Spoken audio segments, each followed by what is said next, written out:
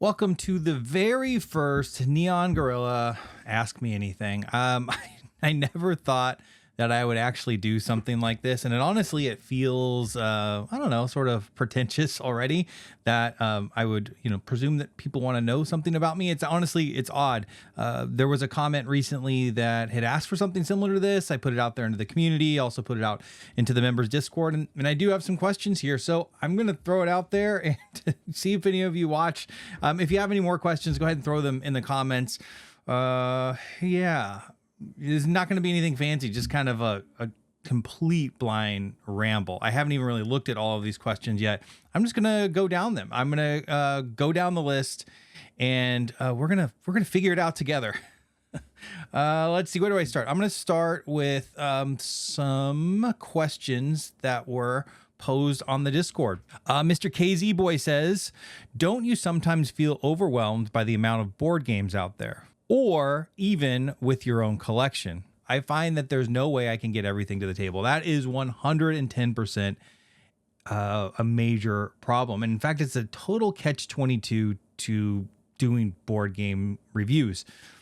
Board games just need a lot of time. They need a lot of, or at least in my experience, a significant amount of plays. There's some that I can kind of grok immediately and just kind of, I don't know, easily get to the table and understand what they're doing. And then there's others that frankly need a ton of hours. Currently, an example of this is Elder Scrolls, and that is a really intimidating game in general. If I have never played Too Many Bones, I would be completely lost. I am happy to see that there are some parallels there that are helping me get that thing to the table, but yeah, it is completely and utterly overwhelming. And one of the things I asked for kind of early on, or was a goal, was to start getting games sent to me. And even there's not a ton that are sent to me at this point, but it just so happens right now there's a confluence of a few of them, and I feel completely overwhelmed. I can't imagine what the big YouTuber board game guys and gals out there feel like, because it is totally overwhelming.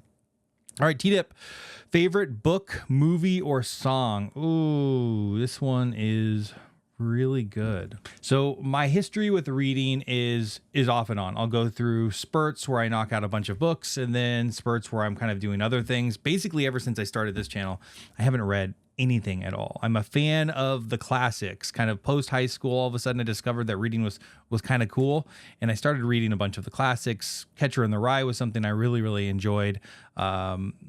East of Eden was, I took a speed reading class, and that was a book that was recommended by the teacher, John Steinbeck, and that was absolutely wonderful. Some kind of modern day stuff that I like. My gosh, I'm totally blanking on anything that I've read. Station 11 is a really great kind of post-apocalyptic book about a traveling band of theater folk that are trying to bring arts back to the wasteland.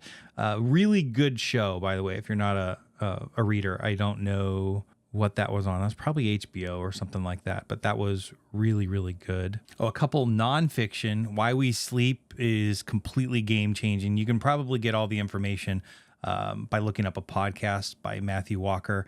And Dopamine Nation by Anna Lemke is is also a complete game changer in how your brain works and why you might be incredibly depressed by staring at things like this all day long. Oh, probably my favorite fiction book that I've read in a really long time was The Goldfinch. I think the movie probably sucked pretty bad.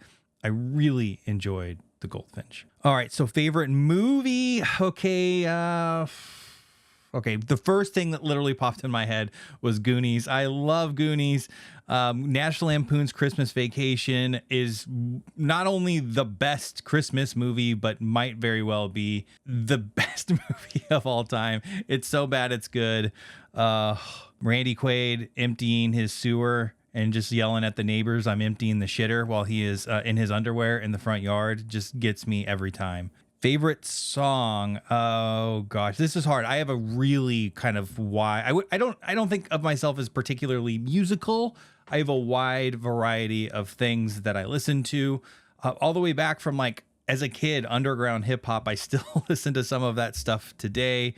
alternative and punk and stuff like that as a kid, I'll still listen to, but also the oldies. And, one in particular, Neil Young. I absolutely love Neil Young, and I absolutely love Fleetwood Mac as well. That was my mom's favorite. That holds a special place in my heart. My mom's passed away from lung cancer, and that was what she was listening to and what we were all listening to.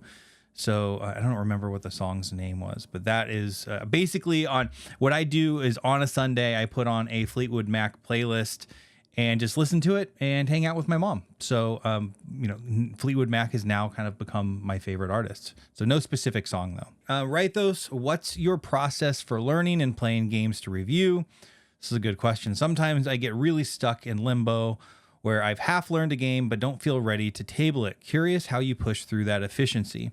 The best thing for me is to see it. So one of the very first things I do, in fact, what I'm about to do right this second is with Elder Scrolls is just get the game out on the board. Elder Scrolls has a tutorial that kind of plays through for you. We'll see how that works out, but I kind of like the idea of being able to see it rather than just read it. I will typically read through a rule book. If there's a really good playthrough, I will watch that first and then go and read the rule book. I have a much easier time kind of understanding what the rules are after I've already seen it once. Super visual learner. In fact, that is exactly why I started this channel. If you look way, way back on my initial coverage, which was mostly Too Many Bones stuff, I had this kind of like vision of making playthroughs incredibly visual and not just with visual effects, but kind of zooming in specifically on the action points. I get really lost what is kind of an eye chart of a really messy table out in front of me. And I've had a hard time kind of following playthroughs.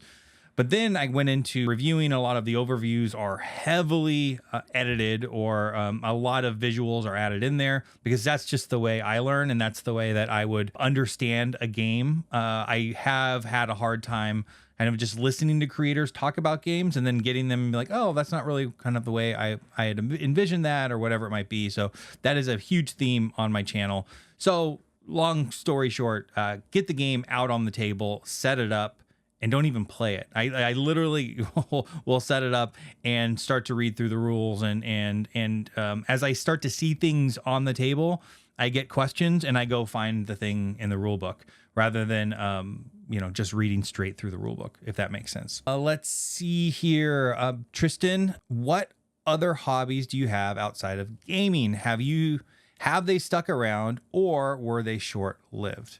Oh, I do have a lizard brain where I would say I get obsessions, not just hobbies per se. I mean, like the most recently was I became obsessed with getting a Steam Deck, and I did, and I played it a lot, and then I haven't played it for a couple of weeks. But past hobbies are things like video games, which are on and off. I still play a bunch. In fact, I've thought of doing some live streams on like video games that are adjacent to board games because they're just easier to run, less rules, of course, and rules mistakes and such. Oh gosh, I've as a young kid, I fished a lot with my dad. We played golf a lot as well. I haven't played golf in over a decade at this point. Just takes up too much time, and as we know, like time is especially in the board game hobby. I was talking about this today. It is the most precious resource we have is time.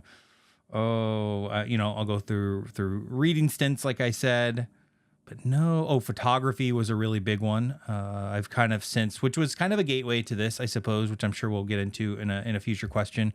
But photography was a really big one, and hiking and camping I still love to this day. I discovered that really when I moved up to the Pacific Northwest from Southern California. As a kid, we camped at the beach nearly every weekend. We had this ratty old Winnebago. First, it was a ratty old camper that my dad had bought off of, I don't know, whatever the equivalent of Craigslist back in the day was, the Trader or something like that. And then we upgraded to an equally crappy and really ugly brown and cream Winnebago. Like imagine Randy Quaid's motorhome in National Lampoon's Christmas Vacation. It looked a lot like that, but those were some of the best times of my life as a kid. I absolutely loved it. My dad was a big surfer, so we'd camp there, and there'd just be tons of recreation, and we would be camping in a harbor actually, and so the campsites face the harbor, and we can just fish right out of our camper or Winnebago, and that was just so awesome. So I took that on to now, which we camp every year up here in the Pacific Northwest. And yeah, that is a huge hobby for me, something I really, really enjoy. And I wish I had more time to actually do. That was a long-winded question that may not have fully answered it. Let's see. Christopher Odd, where did you learn cinematography and lighting? Love the look of your videos. Well, specifically cinematography, which is, just filming this stuff. I got the start with, just taking pictures essentially, and I started filming with that same camera as well, but I didn't really do anything with it. I had made a couple little teeny tiny family videos, and that was really it. And I started this out of a midlife crisis, I think. And I remember sitting right here facing this way, filming my very first thing, and my heart was beating so incredibly fast, as if people were actually in the room. I was so nervous to then watch myself back. And since I've been desensitized to that after literally editing for hundreds and hundreds of hours, the cinematography and the lighting stuff, that is super simple. I mean, that is, you learn that stuff on YouTube pretty easily. I'm also have a really good resource to go to. My brother-in-law is a filmmaker. He runs a production studio essentially, and he started in photography as well. And I've kind of traced his professional path with my hobbyist path, and he's a professional there. Although I've learned the vast majority of what I've had to learn is through editing, which is an incredibly tough thing to pick up. The basic cuts and transitions and sound effects and music and all that stuff, that's pretty simple. You can get that pretty easily. In fact, I was just talking about this in the members Discord with Kim. But once you start to deal with keyframes, which is essentially how I move the stuff around on the screen and making that movement look good or natural and not herky jerky, and also just any other little visual effects that I've added in there, that stuff took a lot of time to learn. And I've mostly learned it by seeing something I like and then researching specifically what that thing is and learning how to do it. I don't know that I've taken a full class at all. It's really just slowly but surely learning the basics and then learning really specific paths. I have a decent repertoire of tools, and I'm kind of learning or trying to learn more and more as I go. I think there's still a ton that I could learn and bring to this channel. But it's just a slow process, and I've always been curious. I've always been somebody that if I want to learn something, I go and just kind of figure it out. And that's just this has been the biggest obsession. I mentioned my lizard brain and being obsessive. This by far has been the biggest obsession because it helps me with kind of expressing creativity, which I don't get to do on a day-to-day basis with my job, which I think we'll get to in another question. And also board games, which I absolutely love. Riven says, an autobiography through the lens of different games. That sounds like a big editing project. That is a very interesting concept there. I don't know how I would go about and do that. I guess I could think about that. An autobiography through the lens of different games. If I could pick one game that had some sort of relation to my life, what would it be? I have no idea. I'd have to think about that one. All right, Some Fish here has a few different questions. What are my favorite spots in the Pacific Northwest? I've got a long list of those. How about favorite spots in the world? All right, so we'll start in the world. I'm not very widely traveled. I've been on the West Coast of the United States the vast majority of my life. I really hope to be able to travel someday. the one of my favorite spots other than up here in the world is Kauai. I absolutely love Kauai. We've been a few different times. And here in the Pacific Northwest, by far my favorite spot in the Pacific Northwest is going through the channels of the Puget Sound through the San Juan Islands. And the San Juan Islands are just, it's unlike anything I had ever seen before up here. You know, there are these islands just heavily populated with densely northwestern forest. We go to Orcas Island to camp every year. I think we've missed 1 year. It might have been COVID year. But, you know, we've been there an absolute ton. And that is my complete happy place. Specifically, Mountain Lake Loop. There is this little kind of like clearing or opening or there's a canopy of forest that's above you, and you come down into this teeny tiny valley for it's very small, so it's not really like a valley, but you come down off of this hill, and there's this opening that's just like oddly void of vegetation. It looks like this perfectly manicured forest floor, and sometimes I just think about being in that place, and that's absolutely one of my favorite places. And another favorite place is Paradise on Mount Rainier. This is an absolutely beautiful spot to visit, specifically in August. Later August is probably better when the wildflowers have a chance to bloom. It is one of the snowiest places on Earth, and it takes a little while for it to thaw out. But summers in Mount Rainier are absolutely magical. There's, you know, I remember this instance a little bit more fondly than my family, but my crazy ass took us up there to see a meteor shower. I think I'm going to say it wrong. I think it's the Perseids meteor shower. It happens every year, but this was a particularly good year. And in order to see it, it said like 2 or 3 a.m. We camped at the campground, which is probably maybe a 10-minute drive from the actual Paradise area where the lodge is, and we went up there. And as we were driving up there, I think it was 2 a.m. or something like that, I see a bunch of cars driving down. I thought that was weird. I was like, hey, I thought there was going to be like a big star party up there.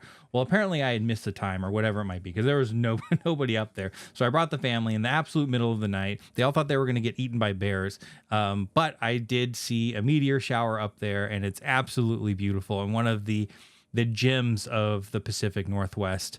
Another really great fun place is Leavenworth. Leavenworth is a fake Bavarian town. They a while ago, a long time ago, in fact, they're trying to drum up some tourism, and in this little mountain town, and then they kind of created this little Bavarian town in the middle of Washington. And it's just a fun little kind of magical place. Great place to go in the winter. Beautiful Christmas lights, all of that stuff. I could keep going, but not everyone probably cares about where to go in the Pacific Northwest. How did I design my gaming den? Well, I'm constantly this is literally a shed that my father-in-law and I altered to be an office, and we basically kind of reframed the front. There's a sliding glass door here to my left, and the actual interior is just like where I can fit stuff. It already has too much stuff in here. It's already way too small. It wasn't built to be what is now a studio in my backyard. So how did I design it? I just threw a bunch of shit in here, and I'm constantly shifting it around to try to fit. I am bursting at the seams. I would love to have a much bigger studio space, and I could do so much more room for activities. It would just be awesome. Another really great movie. Name that in the comments if you know what movie that is from. Okay. What is your philosophy on work life, hobby, family balance? Any tips? Family is absolutely first in anything. Then the team I lead at work, that is something I preach and practice all of the time. I have a long history of family issues, essentially. 2 of my kids were born with cystic fibrosis. I've spent a ton of time in hospitals with them. We were in the NICU when they were born. Another thing we were just talking about on the members server. And that was a curse, but also a blessing, because early on in their life, I learned that no matter what's going on at work, it can always wait. And the people that I worked with always made it wait. and always made it work. And that is now what I try to kind of practice and preach as well with anyone that I support. And, no questions asked. If you need time, just go take it.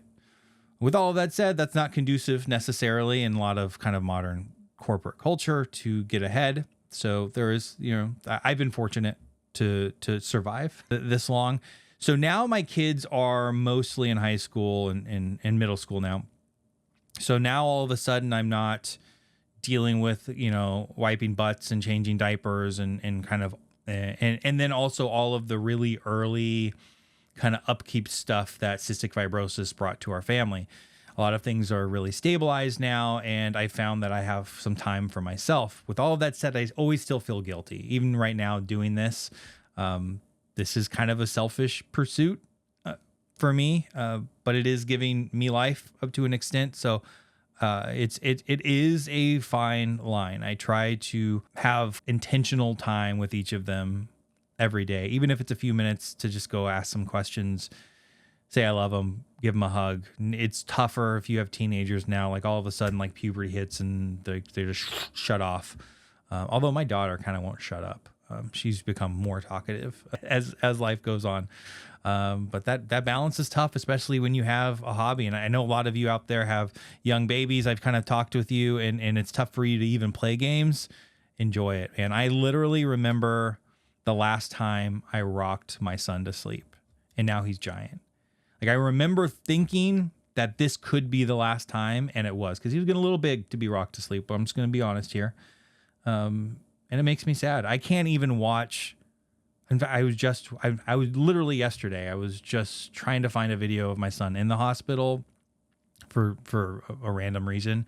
And it just made me so sad. Not because he was in the hospital, just because, just seeing them so young, it honestly makes me cry. I hate watching old videos. It makes me so, so sad. I hope to be able to enjoy them someday, like in retrospect, maybe when I have some grandbabies or something, and there's still kids around.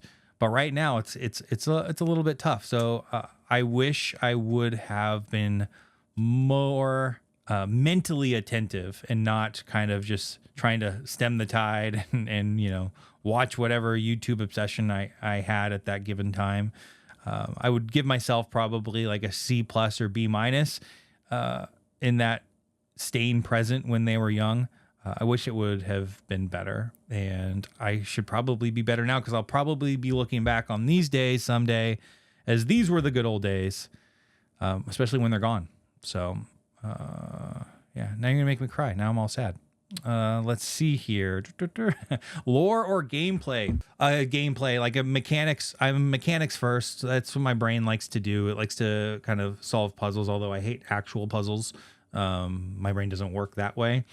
I really am a connoisseur of mechanics. I'm really a connoisseur of action selection and just kind of fun different ways to score points, essentially. With all of that said, I can't have a 10 out of 10 game without a great theme and a great aesthetic. There's games that I think are absolutely brilliant. A Gaia Project is a really good example. I love Gaia Project. I have yet to review Gaia Project. There definitely will be coverage at some point on Gaia Project. So if you're watching this, just know I'm going to have like this glowing review on Gaia Project in the future. But I would never call it a 10 out of 10 because it's so ugly. And I don't understand what the theme is. I don't understand what Gaia planets are, or the Gaia transformers, or I don't understand any of that. I'm obsessed with the mechanics and how all of it works together. And I played a ton of games. I still haven't figured that out, and all of the different factions. And I think it's a design marvel being able to design a game with so many different factions and have it actually still work. But kind of lore, we'll say lore or theme, I think is incredibly important and impactful, but don't make me go and read a book when I'm playing a game. If there is a lot of kind of story or background, you better have an app, because I want to listen to it. Otherwise, I'm going to go just read a book. Although, there are some stuff that has kind of come across that all of a sudden I'm kind of a little more interested in, that are more thematic. Sleeping Gods kind of, Distant Skies in particular, changed my mind on that quite a bit. So I'm a little more open. I have Lands of Galzir sitting on my waiting to be played shelf. I actually just lent it out to a friend to learn it. But I am more open nowadays to kind of like heavy thematic games. But It's mechanics first. Designer or publisher? Oh, okay. I'm guessing we're saying, do I prefer kind of blindly supporting publishers or designers? I blindly support basically Chip Theory Games and Leader. Those are my two kind of blind backs essentially on basically everything that they do. I just think they're really wonderful publishers and they do business the right way. But designers in particular, there's a long list of them. And I think one that actually goes pretty under appreciated. And I know he gets plenty of appreciation, but I think he's an up and coming designer that's going to be kind of a legend by the time the career is done. And it's Danny Garcia. The action selection that he keeps dreaming up, Arborea, Barcelona, Windmill Valley. There's just such an interesting mind that I would like to get to know more about. So Danny Garcia, if you're out there, I'd love to kind of interview or just talk to you. Like, I'd love to play a game with you. That would be super cool. Do I listen to board game podcasts or watch any board game media? I think there's another question about kind of content creators I watch. So early on, my journey was very much, I bought Wingspan during pandemic. And then I couldn't believe that this board game had such like beautiful production, like the what is it, the dice tower and the eggs and all of that stuff. And the beautiful artwork just kind of blew my mind. So then I found an interview with Elizabeth Hargraves and Quackalope, which then got me into Quackalope, which then got me into Root. He had at the time a ton of Root content, which actually absolutely made me completely fall in love. And then I found Board Game Co. And then all of kind of the other stuff fell in, all of the other kind of bigger creators that I watched. Unfortunately, though, now as a symptom of having this channel, I do my very best, unless I have to not watch content before I cover it. If it's a game that I'm not covering, or maybe one that I just don't have access to or whatever, and I just might be really interested in, I will watch it. A couple other creators I really enjoy are Board Game Hangover is a really great one. Board Game Bullocks is a NSFW entry there, and I really enjoy his work.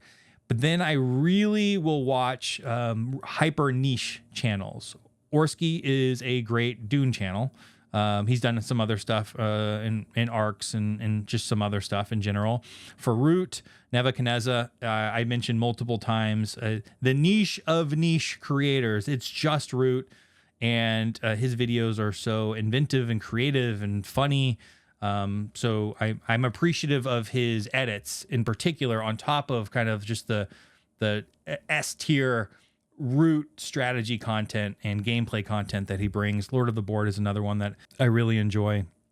So I do watch stuff. I watch way less now that I've started this channel for time, but also just I don't want to poison the well. All right, I don't want to, like, a good example is I really wanted to watch Alex Board Game Co.'s Elder Scrolls coverage, but I didn't want to poison the well. I want to have this kind of like fresh perspective when I go in to play the game. So maybe I'll watch it after I've kind of developed my perspective on the game, but I won't watch it now. Let's see. If you had a game with a celebrity, who and which game? Oh man. If I had to game with a celebrity, who and which game? That's really hard. I'm trying to think of something witty, where like there's a game and a celebrity that go together. On the spot here, camera recording. Can I think of something? I guess I'm going to cut out all of the thinking. So I'm going to come up with it right now. All right, so I got it here. And this is sort of a cheat. So recently there was this viral clip of Deborah Ann Wall teaching Dungeons and Dragons, basically live in this little 1-minute clip to, what's his name? It's the guy from Walking Dead. Anyways, maybe I'll throw up a picture. Maybe I won't. I don't know. But the way in which she described this D&D scenario really made me want her to be my dungeon master and play Dungeons and Dragons. I've never in my life wanted to play Dungeons and Dragons until playing Baldur's Gate 3. I was softened up a little bit with Stranger Things. I just, as much as I am a total nerd, I didn't know if I was going to go that far. No offense if you're a D&D player. I think it's cool now. I was the nerd by not giving in. But also I I don't know, very introverted. So the idea of going and like acting in front of people just freaking kills me. Like I said, my heart was beating out of my chest the first time I talked to a camera with nobody in this shed. So Deborah Ann Wall D&D is what I would play. All right, Cedric, how do you come up with those magnificent thumbnails? Like the real creative process that goes on. So thumbnails, if you look into like content creation and like how to get clicks and all of that stuff, there's so many videos on creating thumbnails and their importance of thumbnails. And the idea is to start with a title and a thumbnail before you even film a thing. That's a little less relevant with like board game reviews, but I try to make it a little relevant. I don't come up with a thumbnail before. Sometimes I do if I have like this really good idea for a thumbnail. I had a few months ago, all of a sudden, like I always thought it would just be so weird to have my face on a thumbnail, and then all of a sudden I started just doing it and putting stupid faces on the thumbnails. And some of you click on those. I don't know, maybe just because you feel sorry for me being such an idiot. But thumbnails, I've had a much bigger focus on thumbnail creation recently. And how do I come up with those ideas? Sometimes it's really hard. I just sit there and like stare at a wall, but take a walk. Anything that I am trying to get an idea for, or if I'm just trying to be inspired about a new video or whatever it might be, I just take a walk. I spend so much time with my mind occupied on a board game or a video or do work or whatever it might be. I don't let my brain just be at rest. And when I walk, for whatever reason, similar to being in the shower, your brain is freed up, and all of a sudden you can get some sort of inspiration that gets through all of the clouds of, social media and videos and all of that crap. So that is how I do it. Now, the actual process in creating a thumbnail, YouTube now lets you test thumbnails, so you can make 3 of them. In fact, as I make this video, the Cthulhu Death May Die has 3 of them. I don't really have time to do 3 of them because thumbnails can kind of take a long time. I do it all in Photoshop, and basically I put a stupid face on there and start to create stuff around it is what it comes down to. I don't know if they're good or bad. I don't know if if they help or hurt the videos whatsoever, but I actually have fun making them and showing my family and making them incredibly embarrassed to be associated with me as their father or husband. All right, David Stutzman profile. What skills or insights have you gained through board gaming that can give you superpowers in the real world? Problem solving. Problem solving is creative problem solving in particular, especially in the form of something, a highly dynamic game state like Root or Arcs. Those skills I use every single day at work. I don't know if it helps me per se, but if I would have started board games earlier on, I could definitely imagine as my brain was developing, learning how to solve problems or complex puzzles in a board game would be a huge benefit. Today's day and age, to sound like a boomer, AI is going to do pretty much everything, but we're still going to need critical thinkers, and that is something that board games does, and it also stops the onset of Alzheimer's. Studies have shown as well. So there's something at work there, kind of keeping your brain going. Also, learning new games all the time, I think, has been helpful, me understanding who I am as a learner, and that I am highly visual, which I had mentioned before, which I didn't necessarily realize before I tried to learn 100 board games or more than 100 board games. All right, another member, Ray Kath, you put this in here as well. All right, so in which area do I work? So I work in retail planning, really exciting financial planning for a retailer here in the United States. I have been with this company for over 20 years, and it's a long story how that happens. It's certainly not my dream job, but it is something that has taken care of my family, and I am incredibly grateful for that.